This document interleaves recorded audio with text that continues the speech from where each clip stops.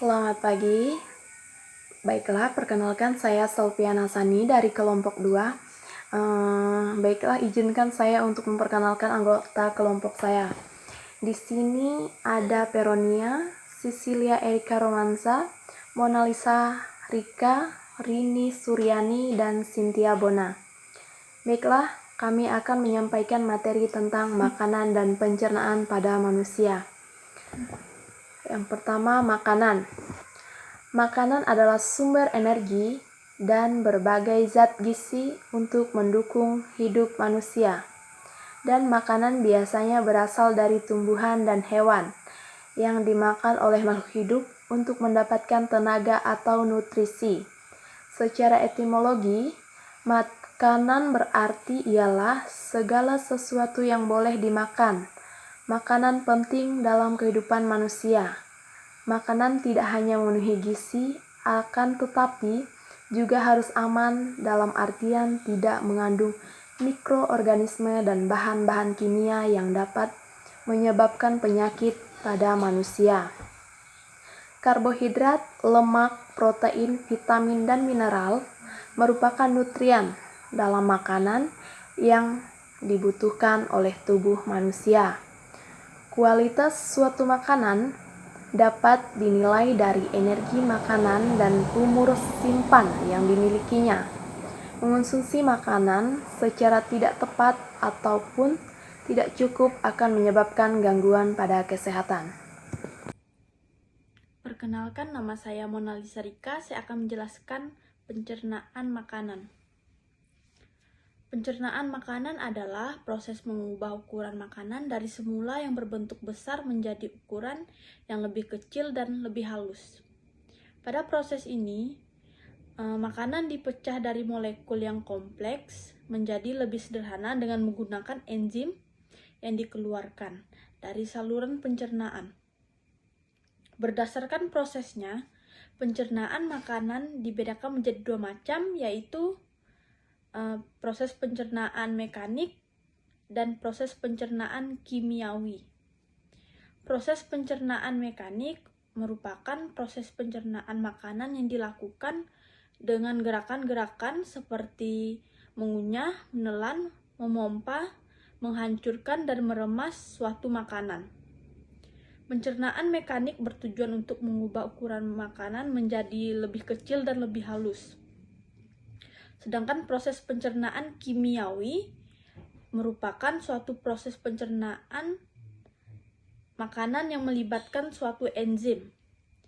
Pencernaan kimiawi ini bertujuan untuk mengubah partikel makanan yang kecil-kecil jadi bentuk yang siap diserap oleh tubuh. Baiklah, saya Peronia akan menyampaikan materi tentang pencernaan pada manusia. Saluran pencernaan makanan merupakan saluran yang menerima makanan dari luar dan mempersiapkannya untuk diserap oleh tubuh dengan jalan proses pencernaan atau mengunyah, penelanan, dan pencampuran dengan enzim zat-zat cair yang terbentang mulai dari mulut sampai anus. Yang pertama, mulut. Proses pencernaan dimulai sejak makanan masuk ke dalam mulut. Di dalam mulut terdapat alat-alat yang membantu dalam proses pencernaan, yaitu gigi, lidah, dan kelenjar ludah atau air liur. Di dalam rongga mulut, makanan mengalami pencernaan secara mekanik dan kimiawi. Beberapa organ di dalam mulut yaitu yang pertama, gigi. Gigi berfungsi untuk mengunyah makanan sehingga makanan menjadi halus. Keadaan ini memungkinkan enzim-enzim pencernaan mencerna makanan lebih cepat dan efisien.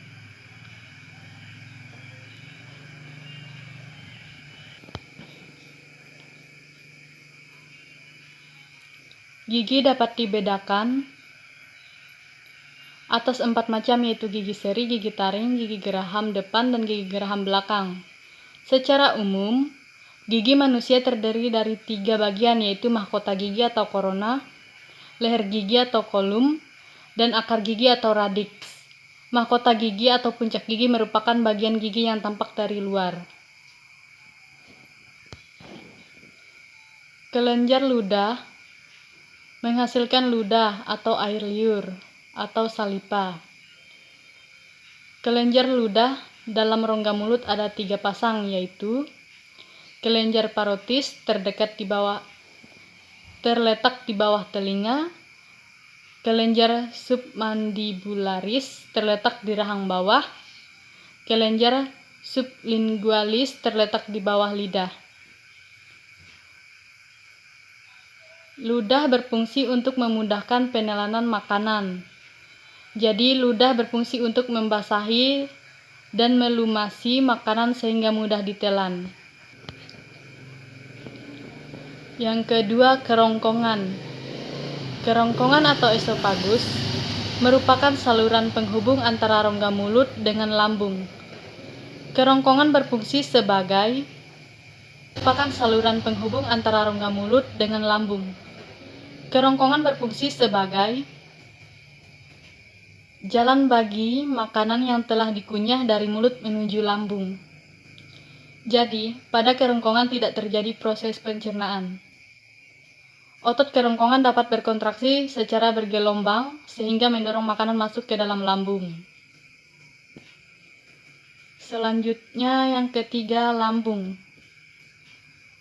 Lambung atau ventriculus merupakan kantung besar yang terletak di sebelah kiri rongga perut sebagai tempat terjadinya sejumlah proses pencernaan. Lambung terdiri dari 3 bagian, yaitu bagian atas atau kardiak, bagian tengah yang membulat atau fundus, dan bagian bawah pilorus.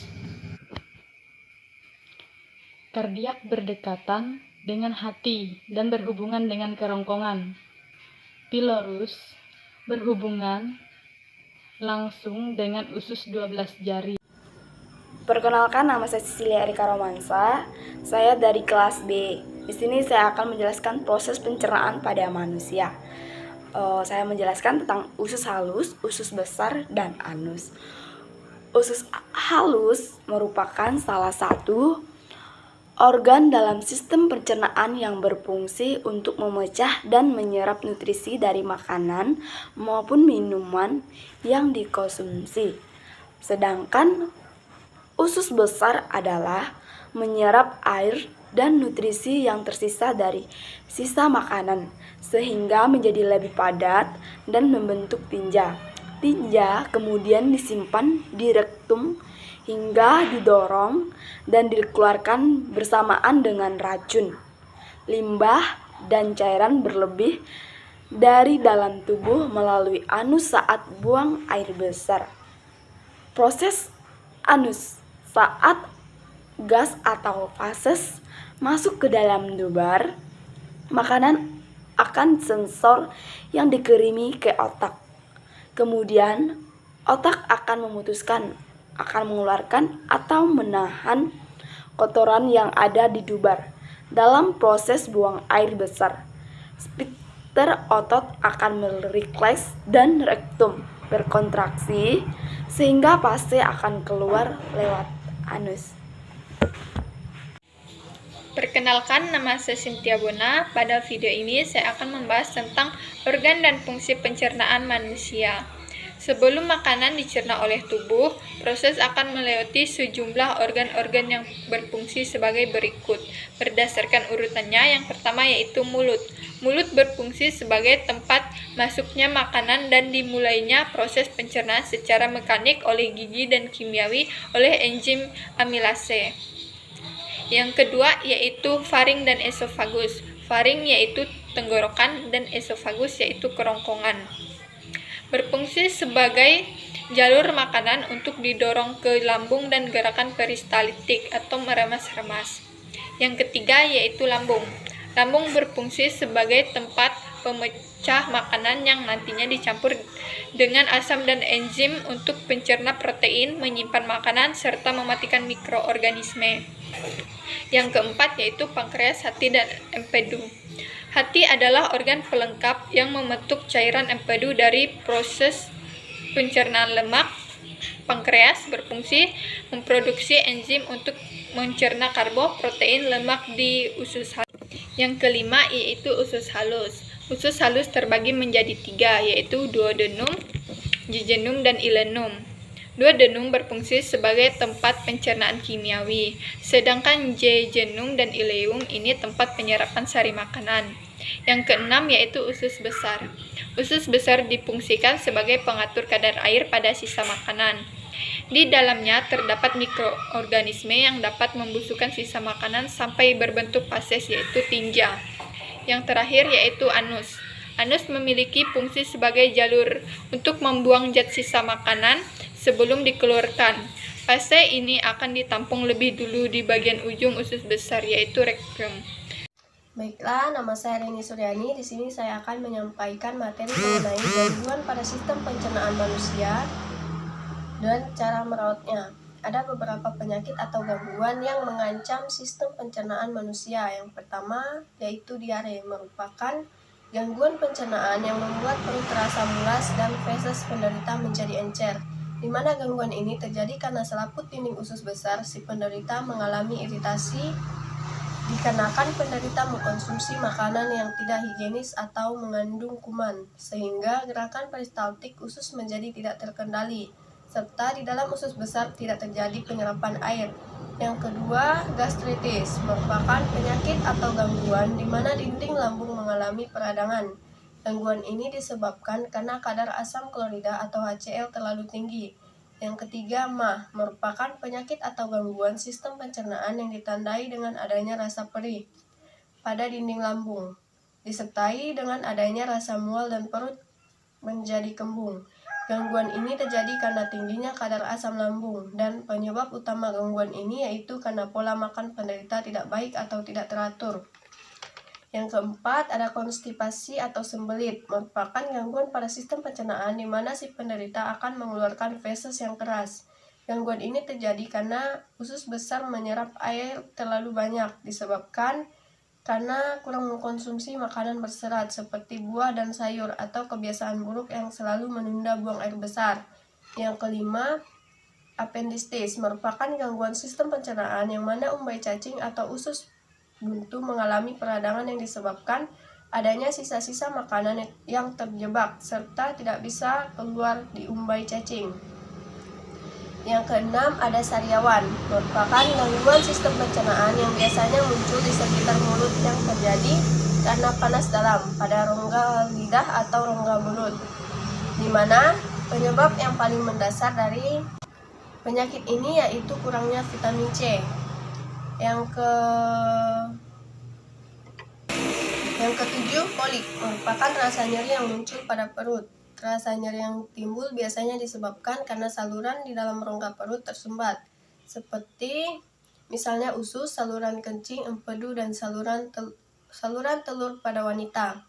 Yang kedelapan, gizi buruk atau malnutrisi, terjadi karena pembentukan enzim mengalami gangguan, disebabkan karena sel-sel pankreas atrofi mengalami kehilangan retikulum endoplasma terlalu banyak.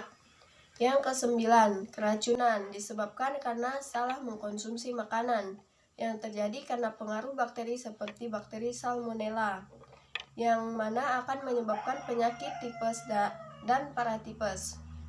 Yang ke-10, cacingan, merupakan penyakit yang menyerang sistem pencernaan manusia. Penyakit ini biasanya dialami oleh anak-anak, namun bukan berarti orang dewasa tidak akan mengalaminya. Selanjutnya, cara merawatnya. Yang pertama, mengkonsumsi makanan tinggi serat, minum air putih lebih banyak, dan berolahraga. Yang kedua, tidak mengkonsumsi makanan terlalu panas, dingin, asam, asin, pedas, manis, dan keras. Yang ketiga, makan sambil duduk dan tidak terburu-buru. Yang keempat, mengunyah makanan sebelum ditelan, 40 kali untuk jenis makanan padat dan 15 kali untuk makanan lunak. Yang kelima, melakukan senam rutin untuk menguatkan otot-otot perut. Yang keenam, detoksifikasi secara rutin untuk membuang racun-racun dalam tubuh. Sekian, terima kasih. Baiklah, itu tadi hasil presentasi kami mengenai makanan dan pencernaan pada manusia. Atas perhatian teman-teman sekalian, kami ucapkan terima kasih. Selamat pagi.